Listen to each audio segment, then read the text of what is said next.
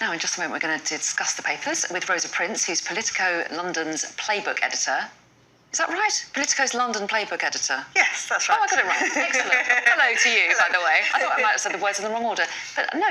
And meanwhile, we've got political editor of HuffPost UK, Kevin Schofield. Good to see both of you. We are going to take everyone through the front pages first before we delve into the papers. So let's take a look at those now. And ahead of today's pro-Palestinian march in London, the Daily Mail carries another plea from Rishi Sunak for marchers to respect Remembrance Weekend. Well, similar sentiments in the Express. Remembrance is sacred, a moment of unity, of shared British values, they say. The Times has the same quote from the Prime Minister on its front page. The Mirror reports that 2,000 police officers will be on duty to help keep the peace. According to The Telegraph, police are prepared to use force against protesters if necessary. The Eye claims to have been told that Rishi Sunak has already decided to sack Home Secretary Suella Braverman for going rogue this week and is planning a cabinet reshuffle. The Financial Times looks ahead to the autumn statement and predicts that the Chancellor will cut business taxes to boost economic growth. The Sun, meanwhile, leads with details of singer-songwriter Noel Gallagher's divorce settlement. And The Star reports on one supermarket chain's U-turn on self-service checkouts. So let's bring in Rosa and Kevin. And in the last hour, we talked about a lot of those front pages which focus on today's protest marches. But you're going to take us inside the paper because while the focus has been on Suella Braverman and the Prime Minister's interventions over those protest marches, we've stopped talking about some of the difficulties within Labour about the Israel-Hamas war. So what's the Eye got here? Yeah, the Eye has an interview with Angela Rayner, who's Labour's deputy leader. And as you say, a lot of the attention this weekend on the government, but actually going into next week, I think the focus will shift back to Labour because on Wednesday there is an Opposition Day debate called by the SNP, which is kind of designed to cause trouble for Labour. It's going to call on the government to call for a ceasefire, and I think Keir Starmer, who has been very opposed to a ceasefire, which has angered a lot of his party, is going to suggest that his MPs abstain on that. I think a number of them will rebel. And here's Angela Rayner kind of trying to hose it all down and saying, look, I understand why people are upset about this. This is why we feel we have to not have a ceasefire, not call for a ceasefire, just to call for a humanitarian pause. I'm not sure it'll work. I think it'll probably still be a tricky day for Labour. And what is the SNP's position on this, Kevin? Because they're the ones who are calling for this amendment on the King's Speech. Yeah, so they're calling for a ceasefire. They're saying that, as has been called for by many people, certainly on the pro-Palestine side, there should be a ceasefire.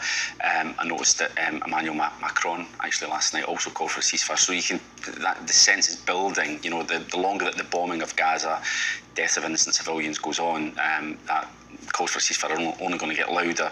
Now, thus far, Keir Starmer has resisted that. It's caused quite a lot of discontent, I think it's safe to say, within Labour. About half the MPs and quite a lot of frontbenchers are definitely opposed to that policy. He had a resignation from his front bench this week over it. Others may well follow, and you know, this vote on Wednesday might well be the straw that breaks the camel's back on that front. He's at the moment, Keir Starmer's been very reluctant to sack anyone for breaking collective responsibility. He's given them a lot of licence. So one resignation, hasn't he? One resignation, but no sackings. So he's very keen to try and keep a lid on it. But I think this week, if there is multiple rebels in the vote itself, I think that becomes very difficult for him then to not sack anyone. Do you think? Well, I was going to say, what do you think he will? Well, he'll probably hope that they would resign rather than force him to sack them. But it becomes a question of his authority. You know, you can't really be in a position where the leadership have a very clear policy and then front benchers are just defying it. And if they vote against the whip on Wednesday, then I think that becomes the moment where they either resign or he has to sack them. And we're not talking one or two here. There's a lot who may well be tempted to resign. They're coming under an awful lot of pressure in their own constituencies from voters. And yeah, that could be quite nasty for Keir Starmer, I think. And the US is not watering down its position at all. They don't want a ceasefire like the government and like Labour. But we have heard the US Secretary of State Antony Blinken talking about too many Palestinians being killed. If the numbers do continue to rise, how much pressure do you think Keir Starmer is under? Could we see a shifting of position from him or even from the government? I think he's under a lot of pressure. I don't think under the current circumstances he can change his mind, because he's really staked his authority on this. So I don't think he will back down. I wonder if you're right, if there's some kind of change of tone from the White House, if the government shift its position, if all of the Western nations take Emmanuel Macron's lead and all go, then he may be able to use that as cover. Whether that will happen quickly enough for Wednesday, when this vote is, it is probably not the case. So I think it's going to be a really tough couple of days for him. OK, and we will be talking to someone from Labour in the next hour, so it'll be interesting to see what they say then.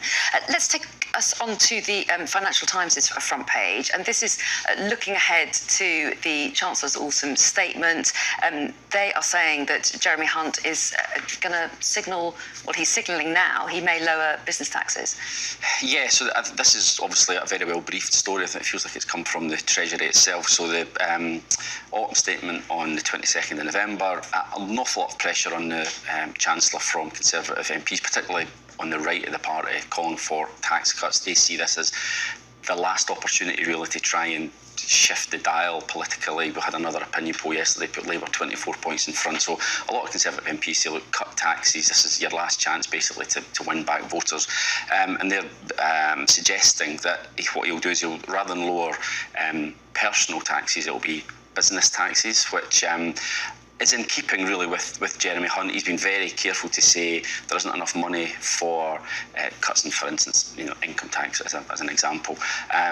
I'm not sure whether cutting business tax, it will certainly please the business community without a doubt, but in terms of your ordinary voter, I'm not really sure it would take a long time for them to feel any benefit from that, rather than, you notice it in your pay packet. If your income tax is cut, you notice it straight away. So this might be a little bit of a sop to those Conservative MPs calling for it. Whether it's enough, though, to try and convince voters to give the Tories a second glance, I'm not so sure. Interesting. Let's move on to the front page of the Daily Mail, and their front page focuses on the marches today, but they also have a picture of the King. So why is that? Yeah, a couple of the papers have this image on the front. It's a really striking portrait, isn't it? It's by a fashion photographer who Kevin apparently knows, but I've never heard of him, called Rankin. Yeah, I've heard of him. Sorry. Does that make me very fashionable? Yes, it does. It's the King's 75th birthday this week, and he has done this image for the Big Issue magazine, the homeless charity, obviously, and it's about an initiative he's launching which aims to redistribute food, leftover food, and yeah, it's a striking image. Rankin, I now know all about Rankin. He also photographed the Queen, the late Queen, on her 75th birthday, and the two images are quite different. This is quite a kind of moody black and white image. That one was quite colourful. She was pictured in front of the Union Jack. So yeah, it's he sort of looks at you in the eye there, doesn't he, with a wry smile. Yeah, there's a bit of a smile. I don't know how to describe that expression, so I won't try. Let's move on to the Beatles, shall we? Because we've talked a lot about this new single, new in inverted commas, a single, Now and Then, is it called? And doing rather well in the charts, apparently. Extremely well, yeah. So it's hit #1, which is great if you're a Beatle fan like me. And again, they're breaking records because this is the longest. I need to get this right. It's the longest gap between two different songs being #1 for the same band, if that makes sense. So the last one was the Ballad of John and Yoko in 1969, way back then, and now 54 years later they've got another #1. So pretty remarkable when you consider that they broke up over 50 years ago. It's pretty remarkable. And given how much technology has meant that it made it possible, because of course, with John and George both having sadly passed away. Yeah, amazing stuff. Anyway, lovely to see you both. For now, don't go anywhere though, or don't go too far away, because you'll be back in the next hour. Thanks very much indeed. Do stay with us. Lots more coming up here on Sky News Breakfast.